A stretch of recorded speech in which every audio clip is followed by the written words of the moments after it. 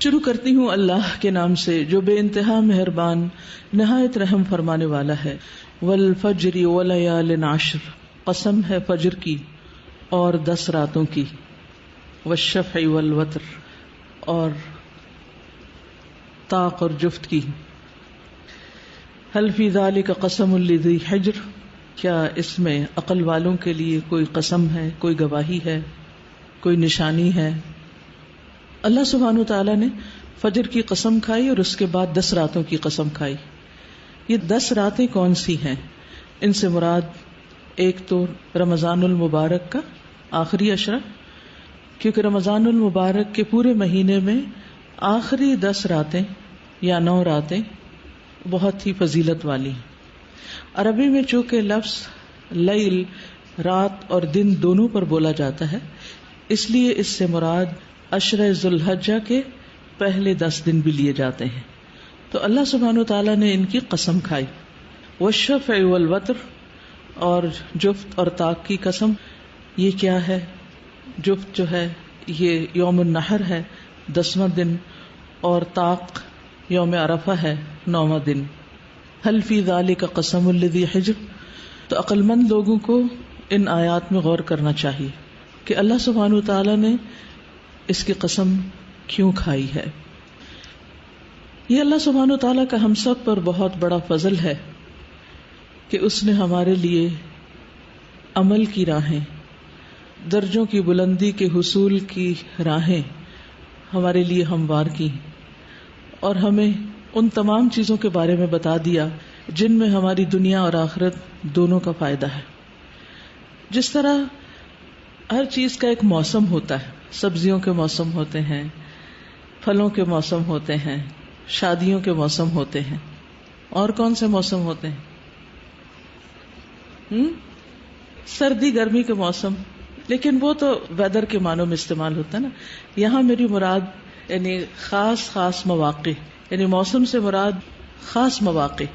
اسی طرح فرما برداریوں کے بھی موسم ہوتے ہیں، نیکیوں کے بھی موسم ہوتے ہیں۔ تو نیکیوں کے مواسم میں ایک تو کچھ عرصہ پہلے ہم نے ایک موسم انجوائے کیا، اور وہ تھا رمضان المبارک کا موسم یا رمضان المبارک کا مہینہ۔ اور اس کے بعد یہ بھی اللہ سبحانہ وتعالیٰ کا فضل ہے کہ اس نے ہمیں ذی القعدہ کا حرمت والا مہینہ دیا، جس میں اجر و ثواب عام دنوں کے مقابلے میں نیکیوں کا بڑھ جاتا ہے۔ اور ذی القعدہ کے اختتام پر ذی الحجہ کا جب آغاز ہو رہا ہے تو یہ مہینہ بھی بہت برکت اور فضل والا ہے، خاص طور پر اس کے پہلے 10 دن جن کی اللہ سبحانہ وتعالیٰ نے قسم کھائی ہے۔ ان 10 دنوں کو باقی سال کے دنوں پر کیوں اہمیت اور فضیلت دی ہے؟ تاکہ ہم ان میں زیادہ سے زیادہ نیک اعمال کریں۔ ہمارے آئندہ 10 دن باقی دنوں سے مختلف ہونے چاہیے۔ روزانہ کی روٹین میں ہم جو نماز روزہ صدقہ خیرات کرتے ہیں وہ تو کرتے ہی ہیں، لیکن ان دنوں میں اس موسم میں ہمیں خاص طور پر نیکیوں میں بھاگ دوڑ کرنی ہے، کثرت سے نیک کام کرنے ہیں، اور ایک دوسرے سے آگے بڑھنا ہے۔ فاستبقوا الخیرات، ان کو نہیں دیکھنا جو ان دنوں میں بھاگ دوڑ نہیں کر رہے کہ اچھا وہ بھی تو سو رہا ہے میں بھی سو جاؤں، وہ بھی تو نہیں کر رہا میں بھی نہیں کرتا، بلکہ ان کو دیکھنا جو ہم سے آگے ہیں، جو نیک کام کر رہے ہیں۔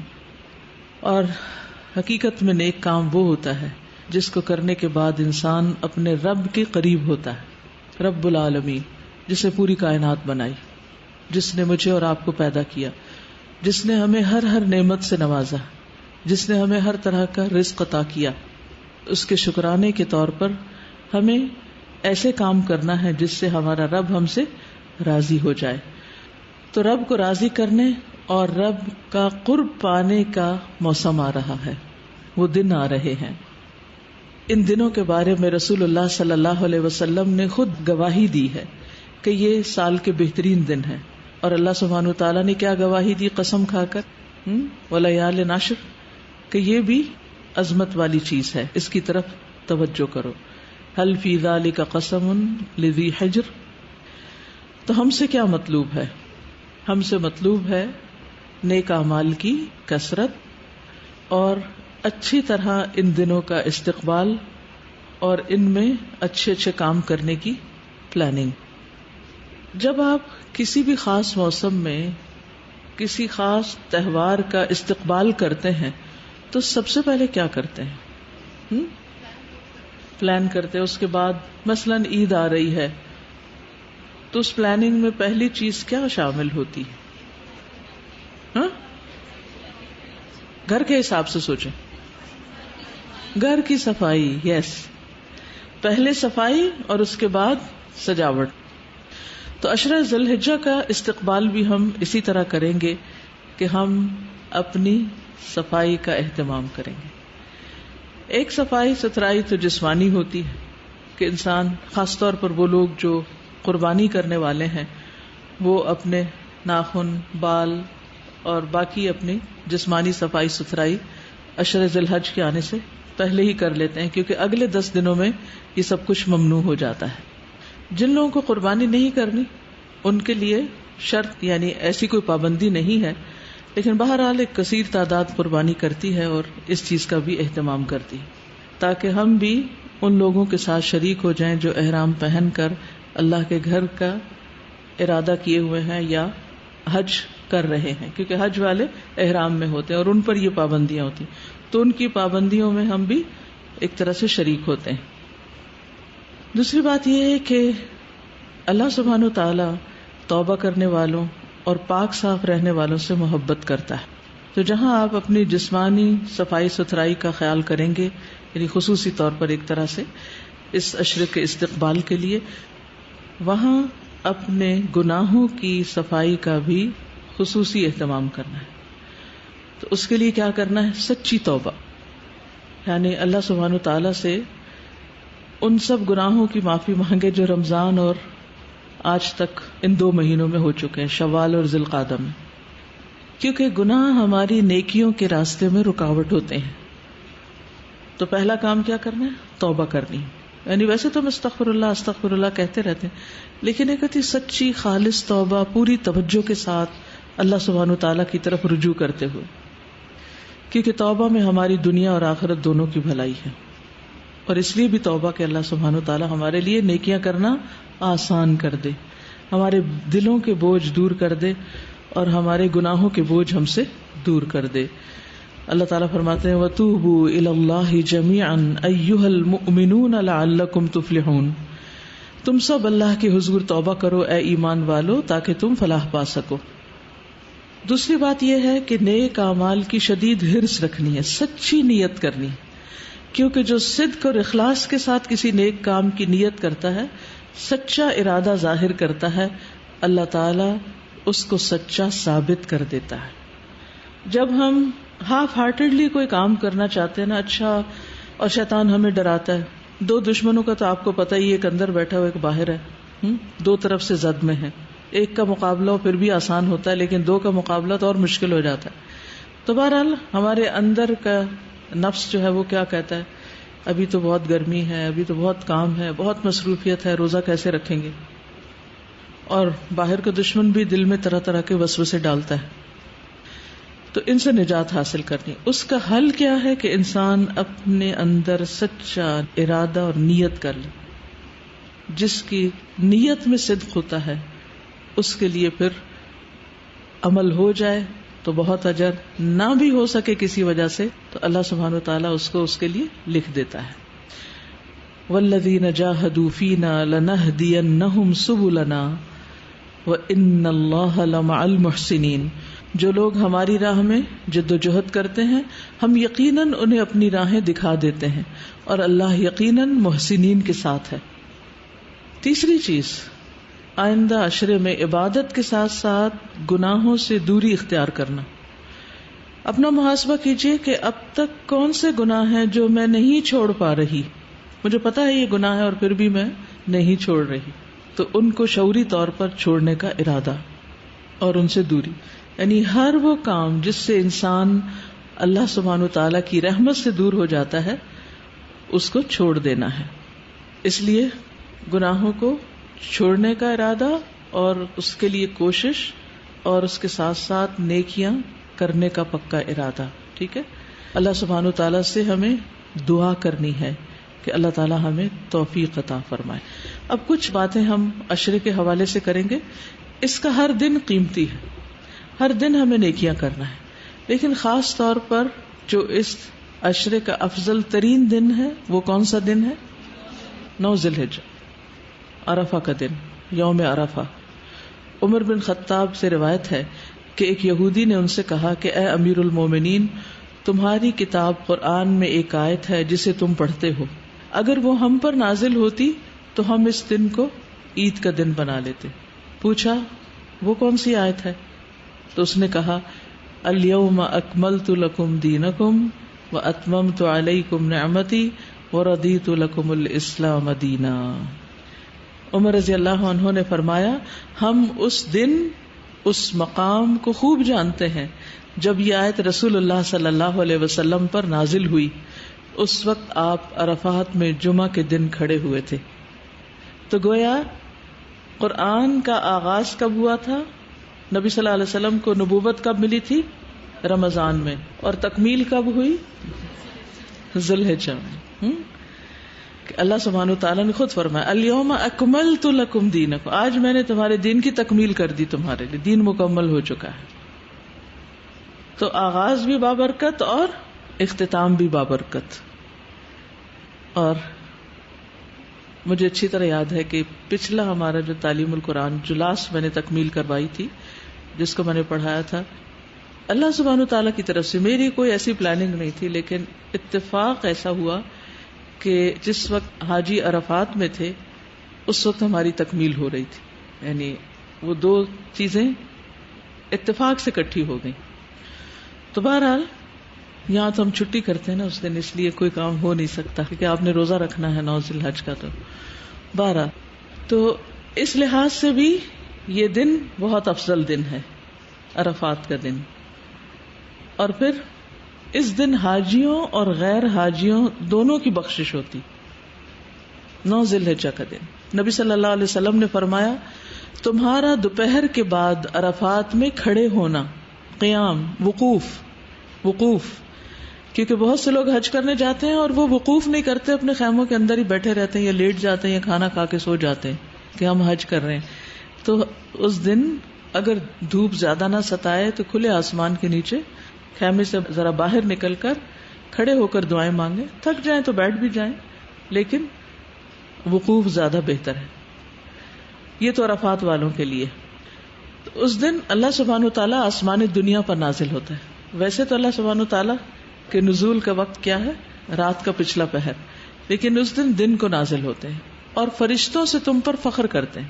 اللہ تعالیٰ فرماتا ہے کہ میرے بندے میرے پاس کھلے اور گہرے راستے سے پراگندہ حالت میں آئے، تھکے ہارے پسینے والے میل کچیل والے، جو میری رحمت اور جنت کے امیدوار ہیں. انہیں اس میدان تک صرف یہی چیز لائی ہے، یعنی یہ مراد ہے. بس اگر تمہارے گناہ ریت کے ذروں یا بارش کے قطروں یا سمندر کی جھاگ کے برابر بھی ہوں تو میں انہیں بخش دوں گا. تو یہ حاجیوں کے لیے بشارت. آپ بھی سچی نیت کر لیں حج کی، ٹھیک ہے. میرے بندو لوٹ جاؤ، تم بخشائے ہو، اور ان کی بھی مغفرت ہے جن کی تم نے سفارش کی. اس کا کیا مطلب؟ یعنی جو وہاں پہنچے وہ باقی اپنے رشتہ داروں، دوستوں، عزیزوں سب کے لیے خوب خوب دعا کریں. تو نہ صرف یہ کہ ان کے وہاں ہونے سے ان کی بخشش ہوگی، بلکہ پیچھے والوں کی بھی ہو جائے گی. کتنی بڑی خوشخبری ہے. یہ صحیح الترغیب والترہیب کی حدیث ہے. پھر پیچھے والے اور کیا کریں؟ روزہ رکھیں. اور اس روزے کا ثواب کتنا ہے اور اجر کیا ہے؟ 2 سال کے گناہوں کی معافی. ابو قتادہ انصاری سے روایت ہے کہ آپ صلی اللہ علیہ وسلم سے عرفہ کے دن کے روزے کے بارے میں پوچھا گیا تو آپ نے فرمایا گزرے ہوئے 1 سال اور آنے والے سال کے گناہوں کا کفارہ بن جاتا ہے. ٹھیک ہے. جو لوگ حج پر ہوں وہ عرفہ کے دن روزہ نہیں رکھتے، یہ فرق ہوتا ہے. وہ لوگ بغیر روزے کے دعائیں کرتے ہیں، وقوف عرفات کرتے ہیں، اور جو یہاں ہوتے ہیں وہ کیا کرتے ہیں؟ روزہ رکھتے ہیں. اس دن کی بہترین دعا کیا ہے؟ لا الہ الا اللہ وحدہ لا شریک لہ لہ الملک ولہ الحمد وہو علی کل شیء قدیر. یہ کلمہ وہاں کے لوگ تو پڑھیں گے ہی، آپ بھی یہاں پڑھ سکتے ہیں، تو اس دن خاص طور پر اس کی تسبیحات کیجئے۔ یہ دن آگ سے آزادی کا دن ہے۔ حضرت عائشہ فرماتی ہیں کہ رسول اللہ صلی اللہ علیہ وسلم نے فرمایا، اللہ سبحانہ و تعالی عرفہ کے دن سے زیادہ کسی دن اپنے بندوں کو دوزخ سے آزاد نہیں کرتا، یعنی سب سے زیادہ لوگ اس دن جہنم کی آگ سے آزاد ہوتے ہیں، اور اللہ سبحانہ و تعالیٰ اپنے بندوں کے قریب ہوتا ہے۔ پھر فرشتوں کے سامنے اپنے بندوں پر فخر فرماتے ہوئے فرماتا ہے کہ یہ سارے بندے کس ارادے سے آئے ہیں، یہ یہاں کیوں پہنچے ہیں؟ تو obviously فرشتے کیا جواب دیتے ہوں گے؟ یہ بخشش چاہتے ہیں، گناہوں کی معافی کے لیے آئے ہیں۔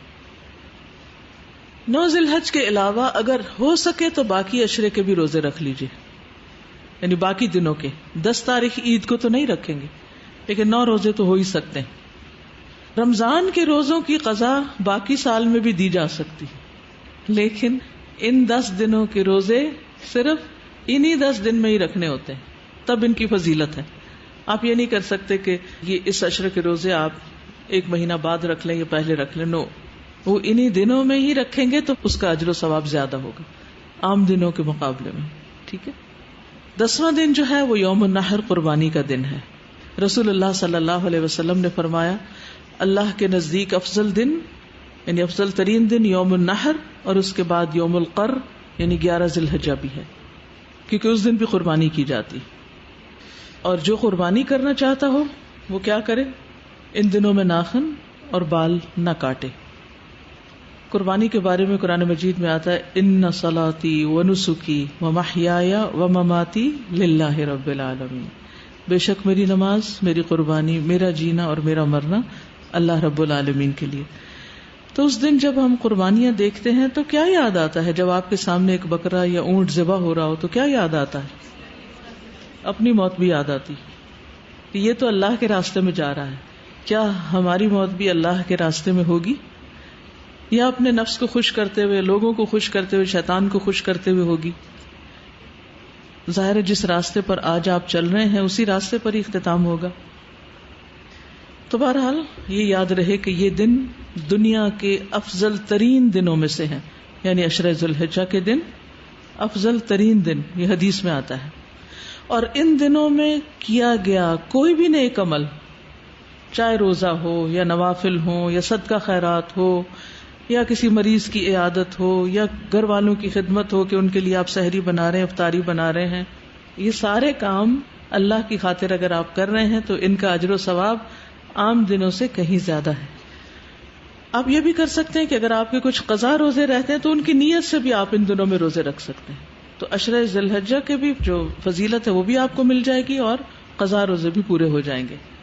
بس آخری جو 9 ذی الحجہ کا روزہ ہے وہ آپ اسی نیت سے رکھ لیں تاکہ وہ خاص اس کی جو فضیلت ہے وہ حاصل ہو سکے۔ ابن عباس کہتے ہیں کہ رسول اللہ صلی اللہ علیہ وسلم نے فرمایا، اللہ تعالیٰ کو کوئی نیک عمل کسی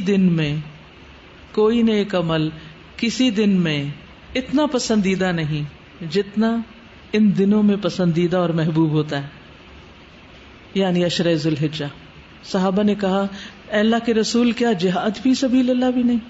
فرمایا، نہیں، جہاد فی سبیل اللہ بھی نہیں، مگر جو شخص اپنی جان اور مال لے کر نکلا ہو پھر کچھ واپس نہ لایا یعنی شہید ہو گیا ہو، تو شہادت کا مرتبہ بہرحال بلند ہے۔ راوی کہتے ہیں کہ سعید بن جبیر ذی الحجہ کے 10 دن داخل ہونے کے بعد عبادت میں بہت زیادہ کوشش کرتے تھے، اتنی جس کی وہ قدرت نہیں رکھتے تھے، یعنی عام دنوں میں وہ کر نہیں پاتے تھے جتنی وہ ان دنوں میں کیا کرتے تھے۔ تو ہم کیا کیا کر سکتے ہیں؟ نمبر 1، ذکر و اذکار کر سکتے ہیں۔ مثلا آپ پیریڈز میں ہیں، آپ کو نماز نہیں پڑھنا اور کام نہیں آپ کر پا رہے، روزہ نہیں رکھ پا رہے، تہجد نہیں پڑھ سکتے، تو آپ کیا کریں؟ کثرت سے ذکر کریں۔ کوئی چیز آپ کو ذکر سے نہیں روک سکتی، اس کے لیے وضو کے ساتھ ہونا بھی شرط نہیں، کیونکہ اس کی تلقین آپ نے خود فرمائی۔ آپ نے فرمایا، کوئی دن اللہ کے ہاں ان 10 دنوں سے زیادہ عظمت والا نہیں، اور نہ ہی کسی دن کا عمل اللہ تعالیٰ کو ان 10 دنوں کے عمل سے زیادہ محبوب ہے۔ بس تم ان 10 دنوں میں کثرت سے تحلیل یعنی لا الہ الا اللہ، تکبیر اللہ اکبر اور تحمید الحمدللہ کہو۔ تو ان 10 دنوں میں جو ذکر سب سے افضل ہے وہ کیا ہے؟ تکبیرات.